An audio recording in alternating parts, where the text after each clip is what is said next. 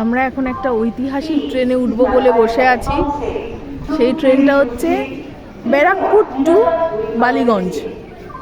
আমরা সেই ঐতিহাসিক ট্রেনটায় উঠবো বলে বসে আছি এখনো। আমরা মানে এটা এখনো কনফার্ম নই যে এখনো পর্যন্ত ট্রেনটা চলছে কিনা, মানে ব্যারাকপুর থেকে ছেড়েছে কিনা। আসলে ট্রেনের যে ড্রাইভার তার নিশ্চয়ই কোনো প্রবলেম হয়েছে, মেন্টাল প্রবলেম হতে পারে, আবার ফিজিক্যাল প্রবলেম হতেই পারে সেটা আমরা কারণ এক এক টাইমে এক এক রকম। আমি চাইছি এখন আমরা চাইছি উনি সুস্থভাবে বেলঘড়িয়া অবধি আসুক।